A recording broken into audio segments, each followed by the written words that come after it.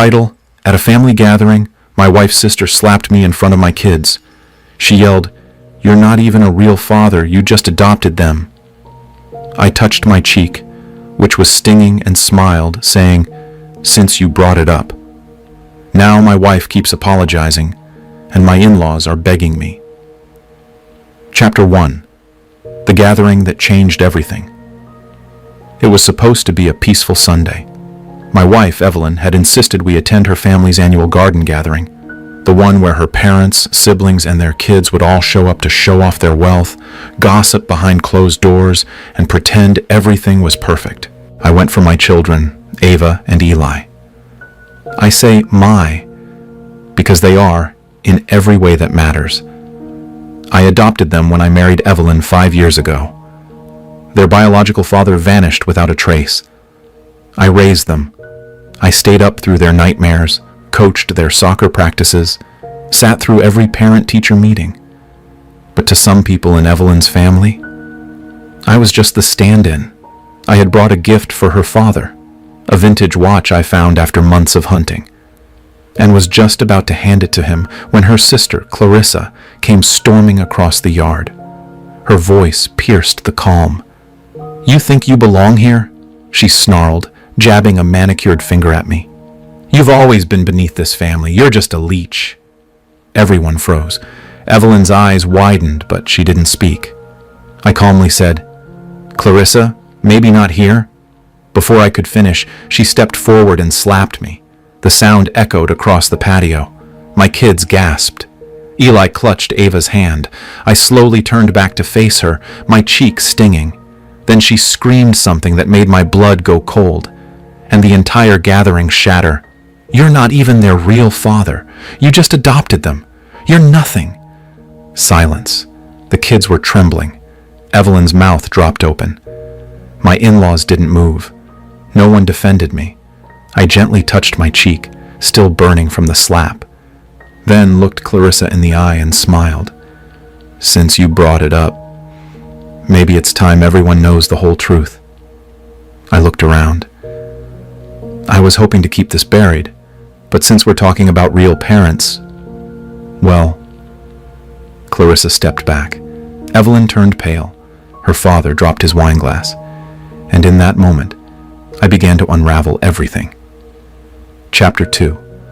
The envelope I never opened, until now. Everyone stood frozen, as if time itself had paused. Clarissa looked smug, still high from her outburst. My kids were shaken. Ava had tears in her eyes. Eli hid behind me, confused and afraid. Evelyn finally stepped forward, her voice shaking. "Clarissa." That was uncalled for, but I held up my hand. "No, Evelyn. Let's not protect anyone today. Let's tell the truth." From my inside pocket, I pulled out a sealed manila envelope, weathered at the corners, unopened for years. I held it up so everyone could see. "This envelope," I said quietly, "was handed to me 5 years ago, the day I legally adopted Ava and Eli. It contains the final report from the private investigator I hired, the one Evelyn begged me not to open." Gasps rippled through the crowd. Evelyn's face went ghost white. I kept my promise, until today. My fingers trembled slightly as I peeled the seal open for the first time.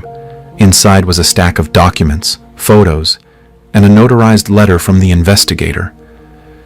I looked at Evelyn, then at her parents, and finally at Clarissa. "You said I'm not their real father, Clarissa," I said. "Then explain this." I turned the first page toward them. It was a DNA comparison. Turns out neither is Evelyn's ex-husband. Ava and Eli's biological father is someone else entirely. Murmurs. Shock. Evelyn collapsed into a chair. "And it wasn't just one man," I added coldly. "Your daughter, Mr. and Mrs. Lancaster, had 3 different affairs during her marriage. She didn't even know which one fathered her children." Clarissa's smirk evaporated. Evelyn gasped. Her mother covered her mouth in horror. "But I stayed," I continued. "I stayed. I loved those children as my own. I was more of a father than their biological one ever was. I was faithful, supportive. And this is how you repay me? I looked directly at Evelyn. You let your sister humiliate me and you did nothing. You all sat there like I was some kind of outsider. Fine, let's make it official. I pulled out a second envelope, this one bright white. Here are the annulment papers, signed, dated, filed. Evelyn began to sob. Wait, no, you can't just... I can, I said, and I have. Then I turned to Ava and Eli, knelt down and said softly, You are my children. Always will be. Nothing changes that. They clung to me, but I wasn't done. As for your company, I said, turning to Evelyn's father, expect the board to remove you within 30 days. I've sold my shares to your biggest competitor, the one you mocked for years. They now own controlling interest. The man sank into his chair, eyes wide. Oh, and the vintage watch? Fake, I said, tossing it onto the table, just like your loyalty. Then I turned back to Clarissa. You should have kept your hands to yourself. Chapter 3. The video my kids secretly filmed. That shocked the internet. As I gathered my things and prepared to leave, Ava tugged at my sleeve. Dad, she whispered, eyes still red from crying, can I show you something? I nodded, kneeling beside her. She pulled out a small tablet from her backpack, one I'd given her last Christmas. With trembling fingers, she opened a video file labeled ThanksgivingDinnerRecord.mp4. I started recording that day when Aunt Clarissa said mean things again, Ava said softly. I just wanted proof, in case no one believed me. I pressed play. What followed wasn't just proof, it was dynamite. Clarissa and Evelyn were in the kitchen, not knowing Ava was filming from the pantry. He's such a loser, Clarissa sneered. Can you believe he still thinks those kids are his? Pathetic. Evelyn giggled. I mean, technically he's not wrong. He did adopt them. But seriously, we all know what happened back then. Let him keep playing house. I still say you should have taken child support and dumped him, Clarissa snapped. Instead, you married him and got stuck with his boring morality. Ugh. Then Clarissa said the line that lit my nerves on fire. When Ava's old enough, she'll know the truth anyway. She's not his. None of them are. I paused the video. The entire room was silent. Ava looked up at me with big, scared eyes. Was I wrong to record that? I hugged her tightly. No, sweetheart, I said firmly. You were brave. So brave. I turned toward the rest of the family. Evelyn now in full breakdown, her parents stunned, Clarissa pale as snow. Congratulations, I said, raising the tablet. You just gave the world a front row seat to your true selves. I uploaded the clip to a secure folder and sent it to my attorney, along with a note. Release this to the press if they try to challenge custody or sue me for defamation. But I didn't stop there. That evening, I created a private social media post with limited access, just family and close friends. The title? What really happened at that family gathering? Within an hour, the comments exploded.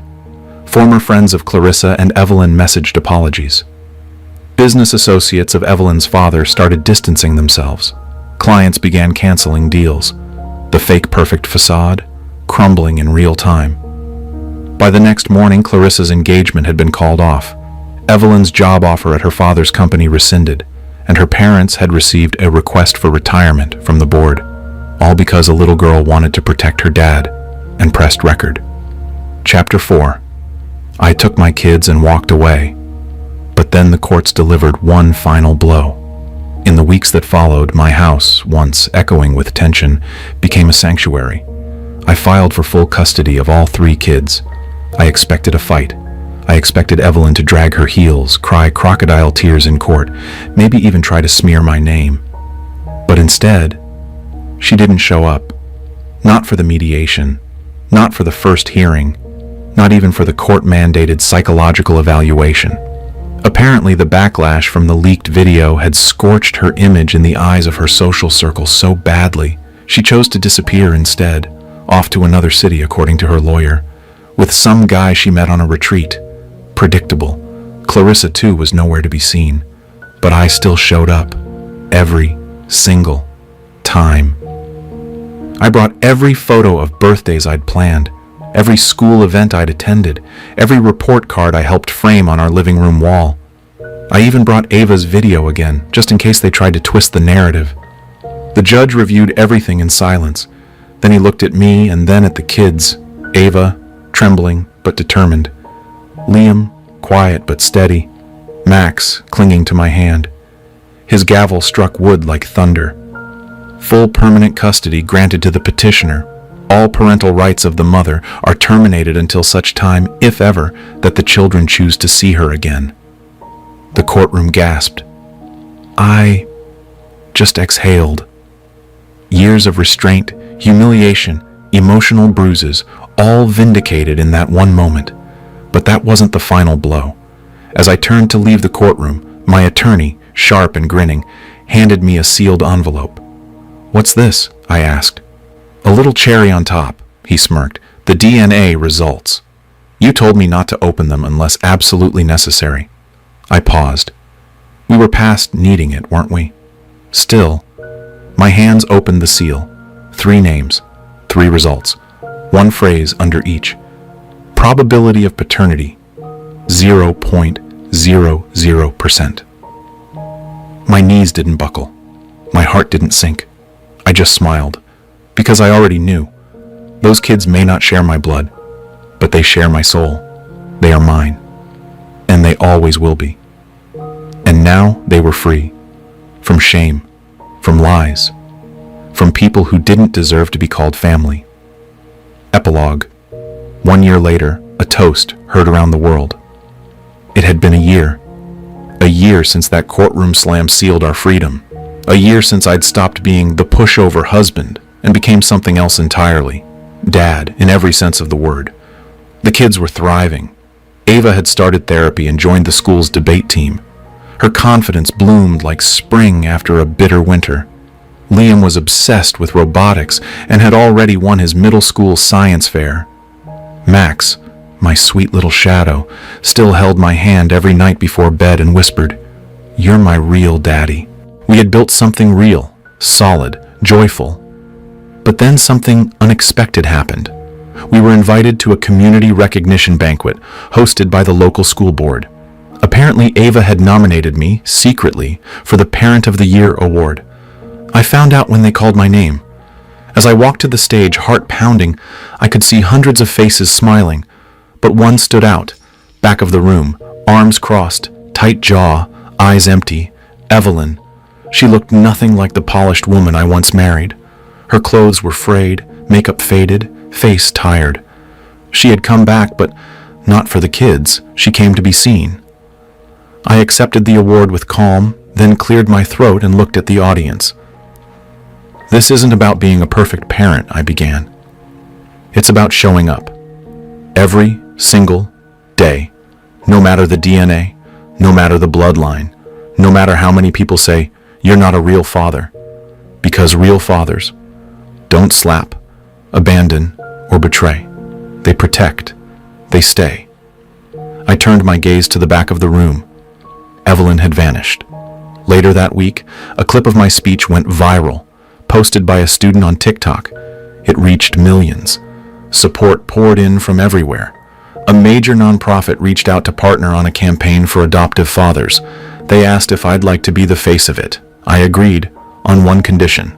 Let the first billboard say, "DNA makes you a parent, but love makes you a dad." They loved it. And as for Clarissa, she tried reaching out once, only to discover that I'd blocked every number, every email, every path back in. My silence was louder than any slap. Today, our house is full of laughter. Photos on the fridge, paintings from Max, trophies from Liam, an award plaque above the dining table that says, "World's Greatest Dad, voted unanimously." And every Christmas, when Ava hands out presents, she always gives me the last one. It's a small box.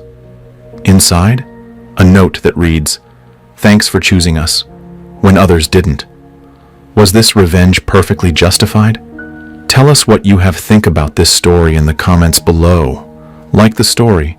If you think this story is justified, share it with someone who needs this energy, and subscribe to Lauren's story for more jaw-dropping tales of betrayal and justice.